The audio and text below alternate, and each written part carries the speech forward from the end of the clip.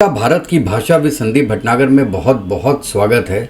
और आज ये एक बहुत बड़ा खुलासा हुआ है और खुलासा ये हुआ है कि बांग्लादेश एक तरीके से टेररिस्टों के हाथ में चला गया है और शेख हसीना का जो तख्ता पलटा गया है उसके पीछे का जो मास्टरमाइंड था उसके बारे में मैं आपको बताऊंगा। और ये चीज़ खुद मोहम्मद यूनुस ने यूएस में बोली है बिल क्लिंटन के सामने। दोस्तों, आगे बढ़ने के पहले मैं रिक्वेस्ट करता हूं कि प्लीज़ मेरे चैनल को लाइक कीजिएगा, सब्सक्राइब कीजिएगा और बेल आइकन ज़रूर दबा दीजिएगा। हम लोग को अभी तक यही लग रहा था कि ये एक तरीके का तख्ता पलट हुआ है जो छात्रों ने किया है, लेकिन ये ऐसा नहीं था। ये एक सोची समझी साजिश थी और लंबे समय से ये साजिश चल रही थी और फिर इसका परिणाम क्या हुआ वो आपके सामने। और इसका नेता कोई छात्र नेता नहीं था, इसका असली मास्टरमाइंड हिजबुल तहरीर नामक आतंकी संगठन का सरगना महफूज आलम है। और एक बात आपको और बता दूं कि ये जो महफूज आलम है और इसका जो संगठन है, ये आतंकी संगठन, उसमें कई वेस्टर्न कंट्रीज़ ने प्रतिबंध भी लगा दिए हैं। मतलब कि ये पूरे वेस्ट में ये बंदा जा नहीं सकता है और इसने पूरा मास्टरमाइंड किया तख्ता पलटने का। और हमको तो ये बात समझ में नहीं आती है कि यूएस ने ये चीज़ इतनी ओपनली होने क्यों दी।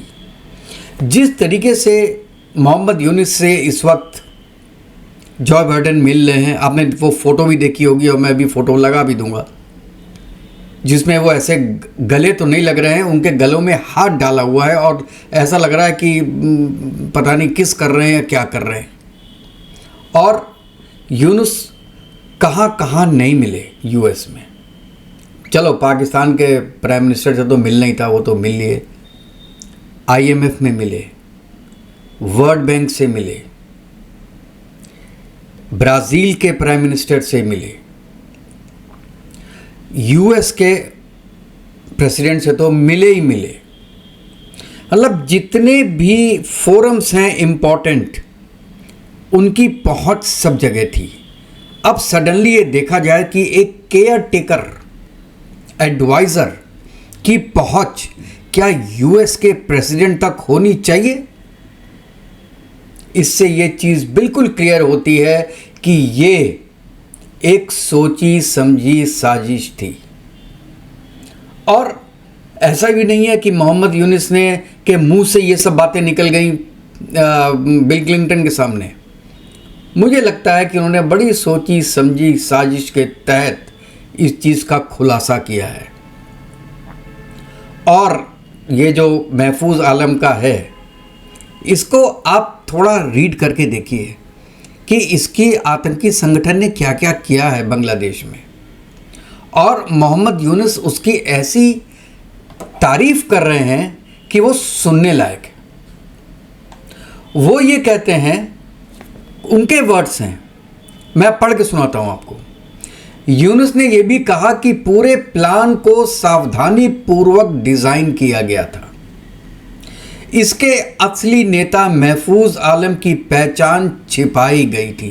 क्यों छिपाई गई थी ये नहीं बताया। महफूज आलम के बिना बांग्लादेश में कुछ हो नहीं सकता। हर चीज के पर्दे के पीछे ये रहते हैं। जब ये भाषण देने लगेंगे तो आप सुनकर कांप जाएंगे। बताइए, अब आतंकी भाषण देगा तो लोग कांपेंगे ही। और एक जब ये भाषण दे रहा था मोहम्मद यूनुस, उसकी एक तरफ खड़े थे बिल क्लिंटन और दूसरी तरफ खड़ा था ये महफूज आलम। ये देखिए क्या डबल ट्रिपल गेम कर रहा है अमेरिका।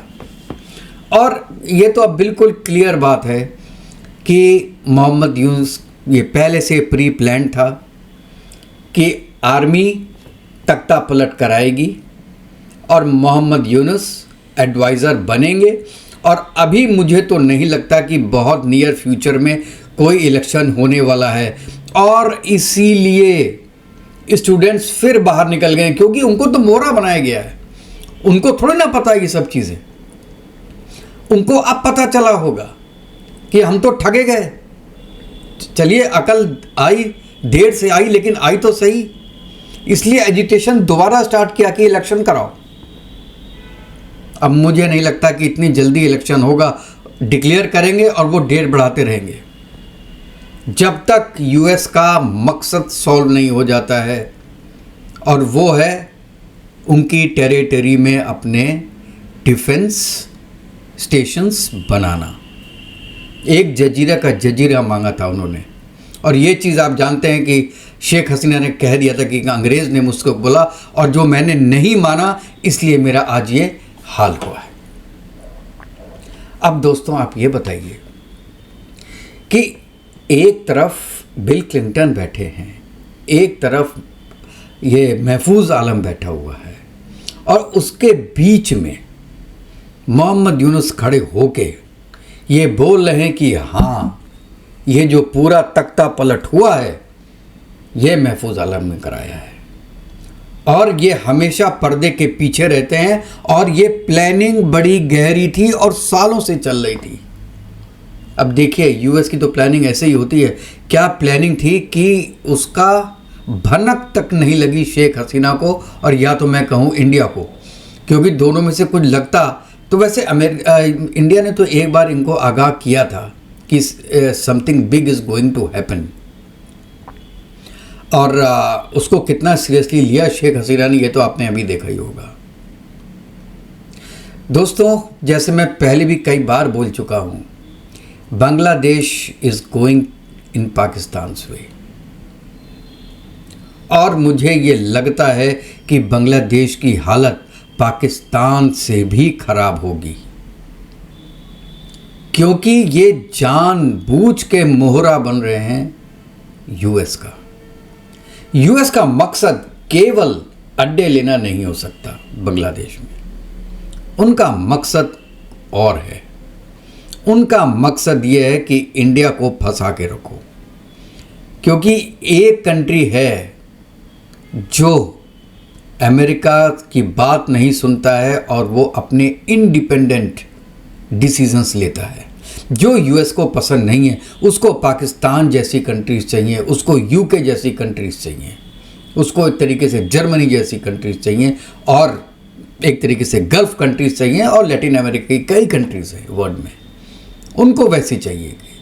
बोल दिया तो बोल दिया, आगे पीछे कुछ नहीं सुनना। जैसे मुशर्रफ को बोला गया था कि या तो तुम हमारे साथ हो, नहीं तो हमारी दुश्मन हो, दोनों में से एक चूज़ कर लो। ये चीज़ वो इंडिया को नहीं बोल पाए, और यही रीज़न है कि अमेरिका चाह रहा है कि इंडिया का दोस्त बने। हल्के हल्के हल्के इनको फंसा के रखो। जी के इंजन हम देंगे नहीं देंगे ये तो उन्होंने इंटरनल डिसाइड किया होगा, लेकिन इंडिया से मना भी नहीं किया है और दे भी नहीं रहे। जितने भी इंडिया का डिफेंस कॉरपोरेशन है यूएस के साथ, एवरीथिंग इज स्लोड डाउन।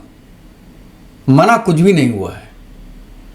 हो सकता है हो भी जाए आने वाले समय में, लेकिन तब तक बहुत लेट हो जाएगा, और उस लेट के बीच में अमेरिका अपना काम करके निकल जाएगा।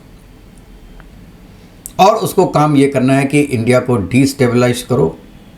बहुत कोशिश की, तो अब बच्चा बच्चा जानता है कि मोदी जी की गवर्नमेंट हटाने के लिए कितनी कोशिश की है। जॉर्ज सोरस, इल्हाना उमर, क्या था वो, ध्रुव राठी, ये सब उनके चमचे हैं। They are paid for these things, they are stooges basically. लेकिन वो हो नहीं पाया। हाँ, मोदी जी की सीट जरूर कम हुई हैं, लेकिन उनके पैरेलल रीजंस भी होंगे, केवल यही एक रीज़न नहीं होगा। और ये आप देख लीजिएगा, चाहे ये जितने प्रयत्न कर लें, अगली बार तो मोदी सरकार आनी ही आनी है 380 और 400 के बीच में, क्योंकि अब इंडिया के लोगों को पता चला है इंडिया के मुसलमानों को पता चल गया, कश्मीर के मुसलमानों को पता चल गया कि मोदी है तो मुमकिन है, आपका कंट्री इकट्ठे रह सकता है अगर कोई सॉलिड गवर्नमेंट हो। हाँ, अगर राहुल गांधी की ये कंडीशन है कि उनके 400 सीट आ जाएं तो माशाल्लाह आ जाइए, हम आपको भी सलाम ठोकेंगे, लेकिन हंग पार्लियामेंट में मत आइए। 99 लेके उखड़िए मत कि आपने जग जीत लिया। 99 नहीं 299 लेके आइए, तब हम मानेंगे कि हाँ आपकी जो थ्योरीज हैं वो सही हैं और जो हमारी थ्योरीज हैं, जो हम सोच रहे हैं वो गलत सोच रहे थे। और अगर ऐसा ना हुआ या ऐसा हुआ कि एक पार्टी को पूरी बहुमत नहीं मिली, तो ऐसा ना हो कि कल ये भी बोलना पड़े कि इंडिया इज़ ऑन पाकिस्तान और बांग्लादेश वेज। हम भी उन्हीं के रास्तों में चलेंगे और ये जितना 100 ईयर्स में डेवलप्ड कंट्री फलाना ढिमाका इधर उधर सब धरा धरा रह जाएगा और हम लोग सब चाकू बंदूक लेके निकलेंगे घर से। अगर दूसरा बांग्लादेश बनाना है या दूसरा पाकिस्तान बनाए हैं तो बिस्मिल्लाह।